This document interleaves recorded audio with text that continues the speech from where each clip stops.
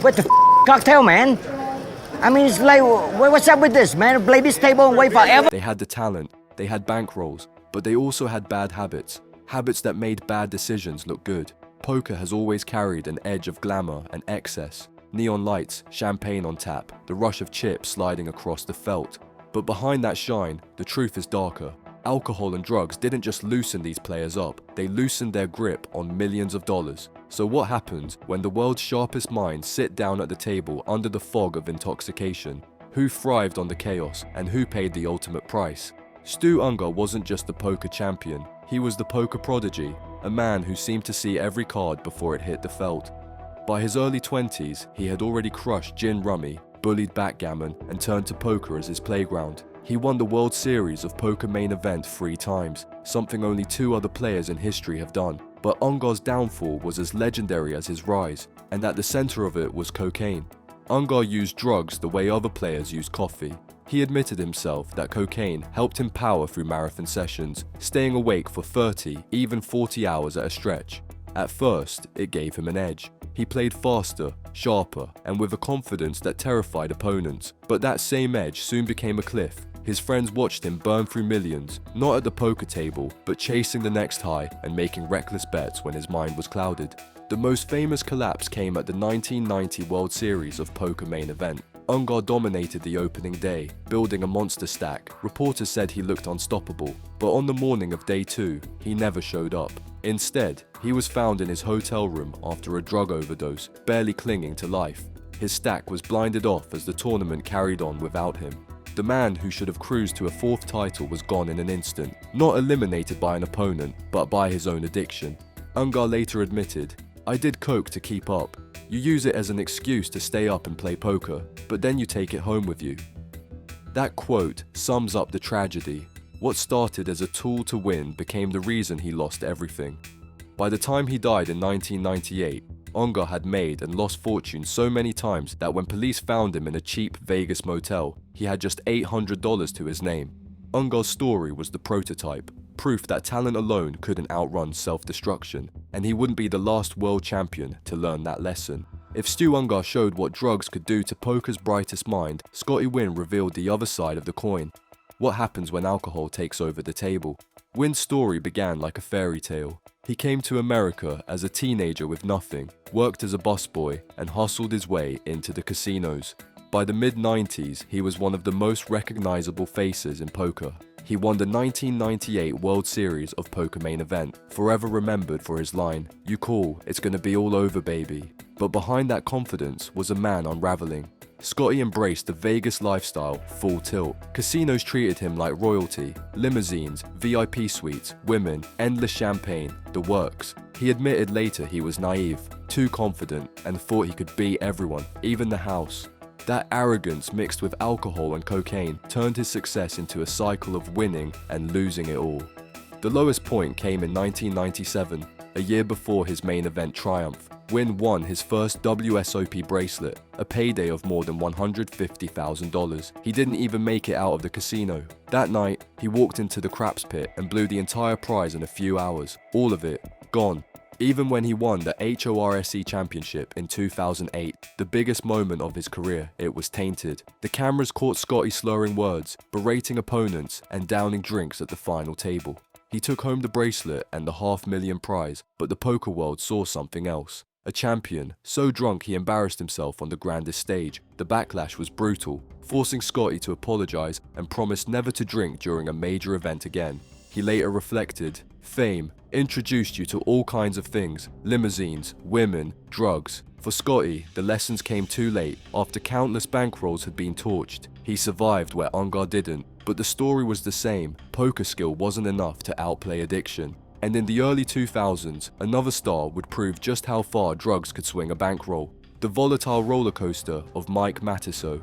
The Mouth was never shy about his demons. If Scotty Nguyen showed what alcohol could do, Matusow became the poster boy for how drugs could inflate confidence and then rip it all apart. At his peak in the early 2000s, Matusow was mixing crystal meth and ecstasy while grinding high-stakes poker.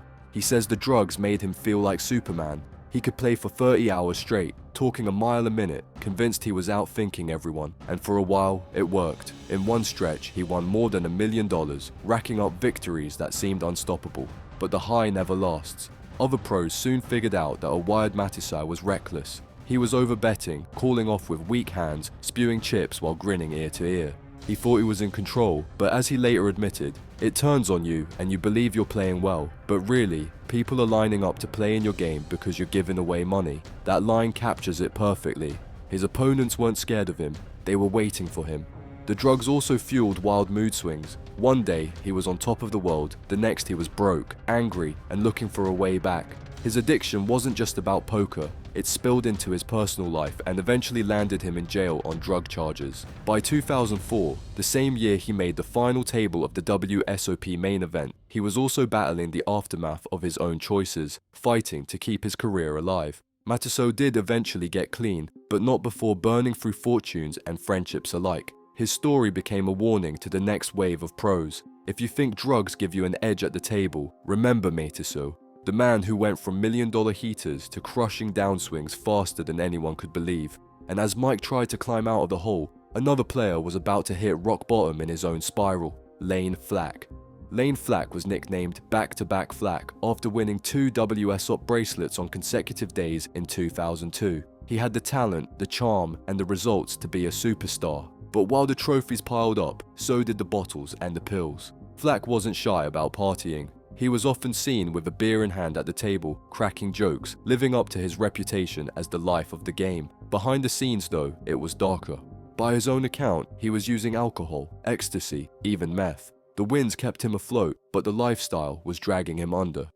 By 2004, the house of cards collapsed. Despite millions in career earnings, Flack was broke. He couldn't even pay his apartment rent, surviving with practically nothing but his addiction.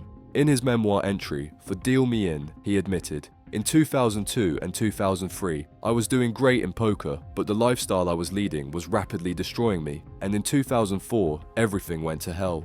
There was no money to pay rent, I had practically nothing left except addiction. Friends had to step in.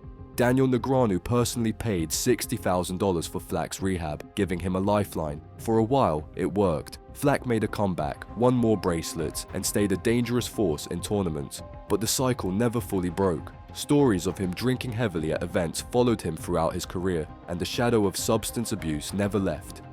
In 2021, Flack died suddenly at just 52 years old. The coroner's report confirmed what many suspected, a lethal mix of alcohol and prescription drugs. For poker, it was another sobering reminder that even the brightest talents could be taken down by the same habits that once seemed to fuel their rise. Ilari Sahamies, better known by his online alias Siegmund, became a legend of the mid-2000s internet poker boom. His fearless aggression made him one of the most entertaining players to watch, and he regularly battled against names like Phil Ivey, Patrick Antonius, and Tom Dwan. But while his style was reckless by design, his biggest leaks didn't come from strategy. They came from alcohol. Ilari admitted in interviews that for about 4 years he often played online while drunk. Not tipsy, drunk. He estimated that he lost at least $3 million from those sessions alone. His worst night, around $700,000 gone in a single day, blasted away on party poker and full tilt while he was drinking at home. The numbers were staggering, but the way Ilari spoke about it almost made it sound routine. He once said, "For 4 years I played online poker, and a lot of the time I was drunk. I think I must have lost at least 3 million playing drunk." It was honest, almost casual, but it showed how much of his bankroll vanished in those foggy hours. Unlike Stu Ungar or Layne Flack, Ilari's substance of choice was simple, alcohol. He joked that drinking sometimes made him better in live games, loosening him up, but online it was a different story.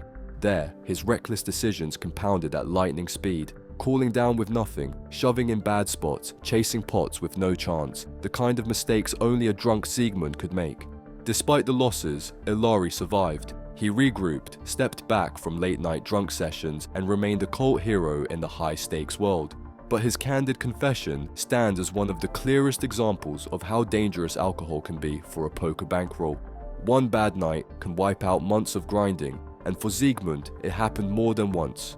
Still, Ilari's drunken blunders were mild compared to what happened when poker's most famous ego decided to drink and play. That story belongs to Phil Hellmuth. Phil Hellmuth has built an empire on being the poker brat, the loudest and most dramatic player at the table. He's known for tilt, for blow-ups, for storming away when a hand doesn't go his way. But one night in 2009, it wasn't tilt that cost him, it was tequila. Hellmuth doesn't usually drink much, but this was different. He'd been out, putting down 9 or 10 drinks when he decided it would be fun to log on to Ultimate Bet and fire at the higher stakes. And in true poker brat fashion, he didn't keep it quiet. He tweeted the entire disaster in real time. It started with bravado. "I am so drunk, I cannot lose. Going to play high stakes." Within minutes, the tweets turned sour. He admitted he'd blown $16,000 in a short session. Then came the rage. "Now throwing my cell phone across my desk in disgust, and still drinking. 12 down, I hate alcohol."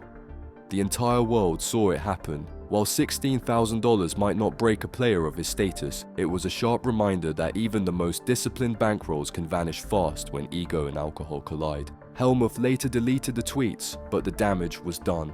The internet never forgets, and poker fans had a field day with the story. For a man who built his brand on being in control, it was a humiliating crack in the armor. Not every intoxicated poker story is a tragedy. Some are stranger, almost mythic, and none more so than Bill Smith, the man who became known as Half-Drunk Smith. Smith won the 1985 World Series of Poker Main Event, but his reputation wasn't built on tight play or disciplined bankroll management. It was built on booze. TJ Cloutier, who knew him well, once said flat out, "Bill Smith was the best no-limit player I ever played with when he was halfway drunk, and the worst when he was sober or too drunk." That line summed up the legend perfectly. Smith had a sweet spot, just enough alcohol to loosen his game, but not enough to wreck it. Sober, he played scared, folding too often. Falling over drunk, he was reckless, spewing chips left and right. But when he was in that middle zone, with a few drinks in him, he became fearless, unpredictable, and deadly. In 1985, that balance carried him all the way to the main event bracelet. He navigated the field with aggression and intuition, drinking steadily but never tipping too far over the edge. To this day, old school pros still talk about how unstoppable he was that week. But the magic of half-drunk Smith was short-lived. The same habits that made him unpredictable also destroyed his consistency. He could never maintain that balance over the long haul, and outside of his WSOP win, he struggled to repeat the feat. His story became a parable in poker lore, the razor's edge between genius and disaster when alcohol is involved. Bill Smith represents a different truth. Sometimes bad habits don't just ruin careers, they shape them. His entire style, even his greatest victory, hinged on the dangerous crutch of intoxication. Drugs, alcohol, ego, they all left their mark on poker's greatest names. Some lost fortunes, some lost reputations, and some lost their lives. And it makes you wonder, without these players, their mistakes, and their impact, how different would modern poker look? Check out the next video. How different would modern poker be without these players?